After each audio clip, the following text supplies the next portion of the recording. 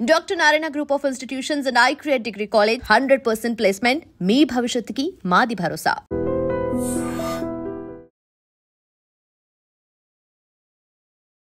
Welcome to iDream. నేను Udayasri. Operation Sindoor impact stock market పై ఎలా ఉండింది తెలుసుకుందాం. గురుప్రసాద్ గారు మనతో ఉన్నారు, సీనియర్ స్టాక్ మార్కెట్ అనలిస్ట్. మాట్లాడదాం. హలో అండి, వెల్కమ్ టు అవర్ స్టూడియో. ఈ ఆపరేషన్ సింధూర్ తర్వాత స్టాక్ మార్కెట్ పరిస్థితి ఎలా ఉండిందండి? ఇది మనకి ప్లస్ అయిందా, లేకపోతే లాభం జరిగిందా, నష్టం జరిగిందా? దాని ఇంపాక్ట్ అనేది ఎట్లా ఉండింది స్టాక్ మార్కెట్ పైన? లాభమే జరిగింది. ఎందుకంటే మనకి ఒక బాటమ్ అవుట్ అయింది. మార్కెట్ వచ్చి 21,700 రేంజ్లోంచి మళ్ళీ మార్కెట్ ఇప్పుడు మనం వచ్చి ఆల్మోస్ట్ 25,000లో ఉన్నాం. కాబట్టి ఇది మనకి పాజిటివ్ అయింది. ఇంకోటి మనం ఎవరనేది ప్రపంచానికి బాగా తెలిసిందా? తెలిసింది. ఓకే, మన పవర్ ఏంటి తెలిసిందంటారు. అది ఇంపార్టెంట్ అన్నిటికంటే. ఎందుకంటే స్టాక్ మార్కెట్ ఏంది సెకండరీ. మన దేశానికే ఒక ఇబ్బంది వచ్చినప్పుడు మనం ఎలా ఎదుర్కోవాలి, ప్రపంచ దేశాలందరూ మనల్ని ఒక ఇన్స్పిరేషన్గా కూడా తీసుకున్నారు. ఇప్పుడు ఇండియా ఇట్స్ నాట్ చాలా ఈజీ కాదు, చాలా tough country. Exactly. India power ఏంటో తెలిసిందంటారు. డెఫినెట్గా.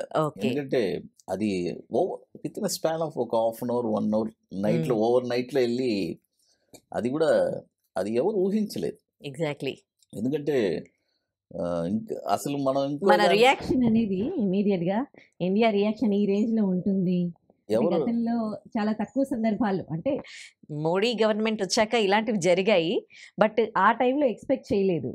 ఇంకో విషయం, ఏదో పోనీలోనే వదిలేశారు. ఇంకొకసారి ఇంకొక రౌండ్ వేసి ఉంటే ఇక తర్వాత పాకిస్తానే చాలా ఇబ్బంది పడేవాళ్ళు. ఎవరైనా ప్రజలే, బట్ ఇలా జరగడం చాలా తప్పు కదా. ఎగ్జాక్ట్లీ. మన వాళ్ళని, టూరిస్ట్ వాళ్ళని వెళ్ళి ఇలా చేయడం ఎగ్జాక్ట్లీ చాలా ఇక సేఫ్టీ ఎక్కడ ఉంటుంది. అందుకోసమే ఇప్పుడు కంప్లీట్ చేసిన తర్వాత ఇప్పుడు చాలా హ్యాపీగా ఇంకా ఒక బార్డర్లో వచ్చి చాలా ఫోర్స్ని ఇంకా పెంచారు. హెవీ ఎక్విప్మెంట్స్, లేటెస్ట్ టెక్నాలజీ, ఎవరు మన బార్డర్లో అసలు రాకుండా ఉండడానికి ఇలాంటివన్నీ ఇప్పుడు చేస్తున్నారు. ఆ ఎఫెక్ట్ స్టాక్ మార్కెట్ మీద పడింది అప్పుడు బట్ అది వచ్చి అదే చెప్తున్నాను చూడండి, ఎప్పుడైనా ఇలా ఆపరేషన్ సింధూర్, అదేలాగా కోవిడ్, మనకి కోవిడ్ 2020లో వచ్చింది. అప్పుడేమన్నారు, అమ్మో స్టాక్ మార్కెట్ పడిపోయింది, ఇక స్టాక్ మార్కెట్లో ఏమి లేదు, ఇక ఏం జరగదు అని అన్నారు. స్టాక్ మార్కెట్ అక్కడి నుంచి 3 పెరిగింది. స్టాక్స్ అన్నీ కూడా 1కి 10 పెరిగింది. అంత రిటర్న్స్ వచ్చింది, 10 times రిటర్న్స్ వచ్చింది. అదేలాగా ఇప్పుడు ఈ కోవిడ్ ఆపరేషన్ సింధూర్లో కూడా చాలా స్టాక్స్ డౌన్ అయింది. అక్కడి నుంచి ఇప్పుడు బౌన్స్ బ్యాక్ అయ్యింది. ఇవన్నీ వచ్చి ఒక ఆపర్చునిటీ. ఎప్పుడు ఎవ్రీ ఈవెంట్ వచ్చి స్టాక్ మార్కెట్కి వచ్చి అది ఒక ఆపర్చునిటీగానే తీసుకోవాలి. కానీ ఇక్కడ చాలా మంది ఏం తప్పులు చేస్తున్నారంటే కొనాల్సిన టైంలో అమ్మేసి వెళ్ళిపోతున్నారు. ఓకే, యాక్చువల్గా వచ్చి అది ఒక ఆపర్చునిటీ. మార్కెట్ ఇప్పుడు ₹1 తగ్గుతుంది, మనకి తక్కువ రేట్లో వస్తుందంటే కొనుక్కోవాలి, కానీ అమ్ముకొని వెళ్ళిపోవడం ఏంటి? ఓకే, అప్పుడు అమ్ముకొని వెళ్ళిపోతే మరి ఎప్పుడు ప్రాఫిట్ చేస్తారు? ఎప్పుడైతే పడిపోతాయో ఆ టైంలో కొనేసేయమంటారు. 100% పడిపోతుంటే ప్రతిసారి కాదు, అదే ఒక పర్టికులర్ ఒక పాయింట్స్ ఉన్నాయి స్టాక్ మార్కెట్కి. మొన్న యాక్చువల్గా నేను నిఫ్టీలో ఇప్పుడు డౌన్లో ఎలక్షన్ తర్వాత నేను 22,000లో ఖచ్చితంగా బై చేయండి అని చెప్పాను. 22,000 అది ఆపరేషన్ సింధూర్ ఉన్నాయండి, ఏదైనా ఉన్నాయండి, ఆ టైం అక్కడికి వచ్చింది కదా. 22,000 అనేది అక్కడికి వచ్చింది కదా. అవును, అదొక ఆపర్చునిటీ. అక్కడి నుంచి బాగుంది. ఇప్పుడు 4,000 పాయింట్స్ దాకా ఇప్పుడు పెరిగింది. Okay okay. సో ఇవి ఎట్లాంటి ఇంపాక్ట్ చూపిస్తాయి ఈ సిచ్యువేషన్స్? ఆపరేషన్ సింధూర్ టైంకి స్టాక్ మార్కెట్ ఎట్లా ఉండింది, అండ్ ఎలాంటి కనెక్షన్ ఉంటుంది ఇలాంటి కంట్రీకి సంబంధించి? ఇలాంటి ఇష్యూస్ ఫేస్ చేస్తూ ఉన్నప్పుడు ఇది స్టాక్ మార్కెట్ పైన ఎట్లా దాని ఇంపాక్ట్ అనేది ఎట్లా చూపిస్తుందండి? ఇంపాక్ట్ ఓవర్ నైట్లో చూపిస్తుంది. అది కూడా ఎలా ఉంటుందంటే రేపేం జరుగుద్దో మనకు తెలీదు. ఈ కొత్తగా వచ్చిన ట్రేడర్స్ అందరూ చాలా భయపడుతూ ఉంటారు, బట్ ఎక్స్పీరియన్స్ అయిన వాళ్ళు చాలా కూల్గా ఉంటారు. నాకు దాదాపు 25 years ఎక్స్పీరియన్స్. నేను క్లియర్గా చెప్తూనే ఉన్నాను, ఇట్ ఈస్ అన్ ఆపర్చునిటీ. చూడండి, ఎప్పుడైనా ఒకటి తెలుసుకోండి, ఒక న్యూస్ వస్తే ఎంతసేపు ఏడుస్తారు, ఎంతసేపు నవ్వుతారు? ఆ క్షణం మట్టుకి ఆ కొద్దిసేపే మనం ఫీల్ అవుతాం, ఆ ఫీలింగ్స్ చూపిస్తాం, ఆ తర్వాత కొద్దిసేపటికి మర్చిపోతాం మనం. అంతే. అలాంటిది అదొక న్యూస్ అంతే. అది వచ్చింది, ఆ టైంలో మనం ఎలా రియాక్ట్ అవ్వాలి, ఏం చేయాలి? చాలామంది ఉండేవాళ్ళు షేర్స్ అన్ని అమ్ముకొని వెళ్ళిపోయారు, కొంతమంది అనుభవం ఉండేవాళ్ళు కొన్నారు. కాబట్టి ఎప్పుడైనా ఈవెంట్స్ వచ్చినప్పుడు ఇలాంటి ఆపరేషన్ సింధూర్ ఇలా అవన్నీ ఒక బాధాకరమైంది మన ఇండియాకి. But stock market business wise గా చూస్తే మనకు అది ఒక పాజిటివ్ అది. ఓకే. ఎందుకంటే అప్పుడు ఆ టైంలో డిఫెన్స్ స్టాక్స్ అన్ని బాగా పెరిగింది, బ్రహ్మాండంగా పెరిగింది. కోవిడ్ టైంలో ఫార్మాటికల్ స్టాక్స్ అన్ని బాగా పెరిగింది. ఫార్మా స్టాక్స్ 1కి 10 రిటర్న్స్ ఇచ్చింది కోవిడ్ టైంలో. కాబట్టి ఒక్కొక్క సీజన్ లో ఒక్కొక్కలాగా అది. ఓకే. సో మీరు ఈవెంట్స్ కండక్ట్ చేస్తూ ఉంటారు కదా, ఇప్పటి వరకు 32 సెమినార్స్ ఏమో చేసినట్టున్నారు కదా, 32 వర్క్ షాప్స్ చేశారు కదా.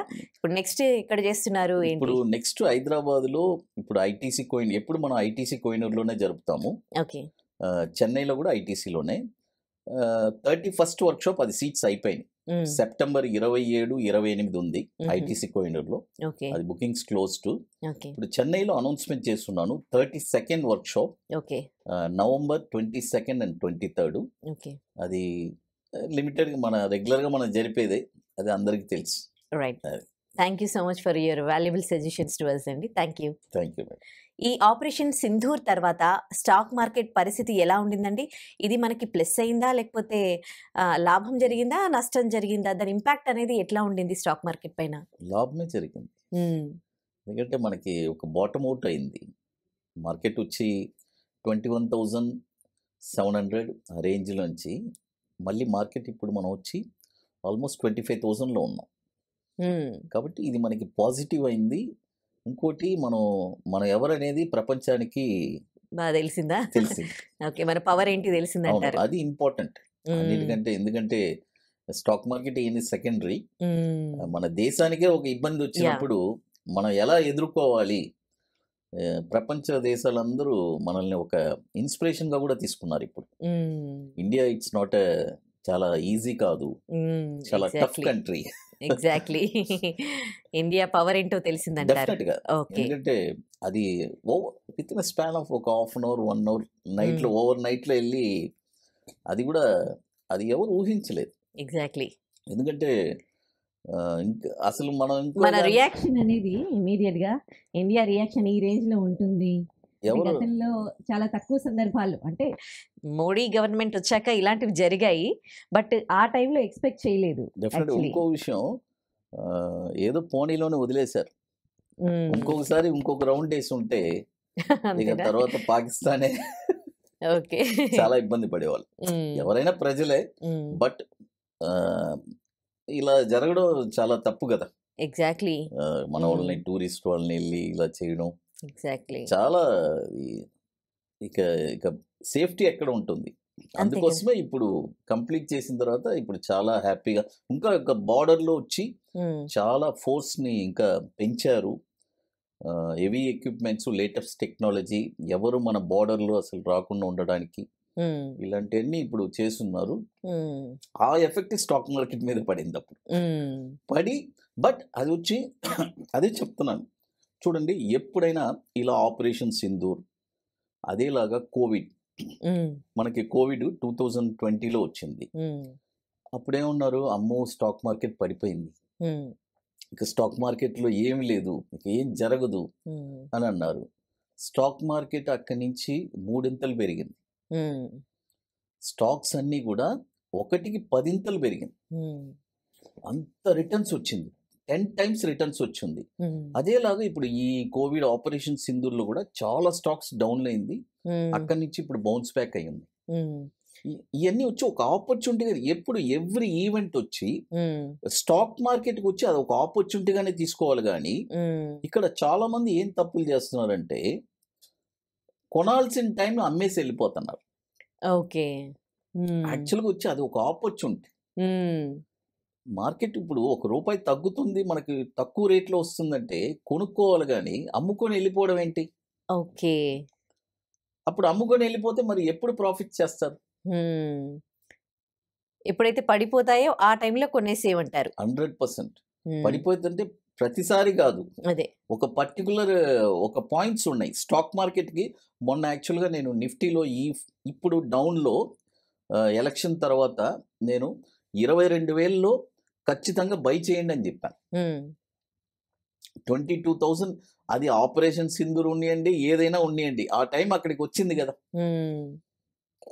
22,000 అనేది అక్కడికి వచ్చింది కదా, అవును, అదొక ఆపర్చునిటీ. అక్కడి నుంచి బాగుంది, ఇప్పుడు 4,000 పాయింట్స్ దాకా ఇప్పుడు పెరిగింది. Okay okay. సో ఇవి ఎట్లాంటి ఇంపాక్ట్ చూపిస్తాయి ఈ సిచ్యువేషన్స్? ఆపరేషన్ సింధూర్ టైంకి స్టాక్ మార్కెట్ ఎట్లా ఉండింది, అండ్ ఎలాంటి కనెక్షన్ ఉంటుంది ఇలాంటి కంట్రీకి సంబంధించి ఇలాంటి ఇష్యూస్ ఫేస్ చేస్తూ ఉన్నప్పుడు? ఇది స్టాక్ మార్కెట్ పైన ఎట్లా దాని ఇంపాక్ట్ అనేది ఎట్లా చూపిస్తుందండి? ఇంపాక్ట్ ఓవర్ నైట్లో చూపిస్తుంది. అది కూడా ఎలా ఉంటుందంటే రేపేం జరుగుద్దో మనకు తెలీదు. ఈ కొత్తగా వచ్చిన ట్రేడర్స్ అందరూ చాలా భయపడుతూ ఉంటారు, బట్ ఎక్స్పీరియన్స్ అయిన వాళ్ళు చాలా కూల్గా ఉంటారు. నాకు దాదాపు 25 years ఎక్స్పీరియన్స్. నేను క్లియర్గా చెప్తూనే ఉన్నాను, ఇట్ ఈస్ అన్ ఆపర్చునిటీ. చూడండి, ఎప్పుడైనా ఒకటి తెలుసుకోండి, ఒక న్యూస్ వస్తే ఎంతసేపు ఏడుస్తారు, ఎంతసేపు నవ్వుతారు? ఆ క్షణం మట్టుకే, ఆ కొద్దిసేపే మనం ఫీల్ అవుతాం, ఆ ఫీలింగ్స్ చూపిస్తాం, ఆ తర్వాత కొద్దిసేపటికి మర్చిపోతాం మనం. అంతే. అలాంటిది అదొక న్యూస్ అంతే, అది వచ్చింది. ఆ టైంలో మనం ఎలా రియాక్ట్ అవ్వాలి, ఏం చేయాలి? చాలామంది ఉండేవాళ్ళు షేర్స్ అన్ని అమ్ముకొని వెళ్ళిపోయారు, కొంతమంది అనుభవం ఉండేవాళ్ళు కొన్నారు. కాబట్టి ఎప్పుడైనా ఈవెంట్స్ వచ్చినప్పుడు ఇలాంటి ఆపరేషన్ సింధూర్ ఇలా అవన్నీ ఒక బాధాకరమైంది మన ఇండియాకి. బట్ స్టాక్ మార్కెట్ బిజినెస్ వైజ్గా చూస్తే మనకు అది ఒక పాజిటివ్ అది. ఓకే. ఎందుకంటే అప్పుడు ఆ టైంలో డిఫెన్స్ స్టాక్స్ అన్ని బాగా పెరిగింది, బ్రహ్మాండంగా పెరిగింది. కోవిడ్ టైంలో ఫార్మాటికల్ స్టాక్స్ అన్ని బాగా పెరిగింది. ఫార్మా స్టాక్స్ 1కి 10 రిటర్న్స్ ఇచ్చింది కోవిడ్ టైంలో. కాబట్టి ఒక్కొక్క సీజన్లో ఒక్కొక్కలాగా అది. ఓకే. సో మీరు ఈవెంట్స్ కండక్ట్ చేస్తూ ఉంటారు కదా, ఇప్పటి వరకు 32 సెమినార్స్ ఏమో చేసినట్టున్నారు కదా, 32 వర్క్షాప్స్ చేశారు కదా. ఇప్పుడు నెక్స్ట్ ఇక్కడ చేస్తున్నారు ఏంటి? ఇప్పుడు నెక్స్ట్ హైదరాబాద్లో ఇప్పుడు ఐటీసీ కోయిన్, ఎప్పుడు మనం ఐటీసీ కోయినూరులోనే జరుపుతాము. ఓకే. చెన్నైలో కూడా ఐటీసీలోనే 31st వర్క్షాప్, అది సీట్స్ అయిపోయినాయి. సెప్టెంబర్ 27, 28 ఉంది ఐటీసీ కోయినూరులో, అది బుకింగ్స్ క్లోజ్డ్. ఇప్పుడు చెన్నైలో అనౌన్స్మెంట్ చేస్తున్నాను 32nd workshop, November 22nd and 23rd. అది లిమిటెడ్, మన రెగ్యులర్గా మనం జరిపేదే, అది అందరికీ తెలుసు. Right. Thank you so much for your valuable suggestions to us అండి. Thank you. Thank you madam.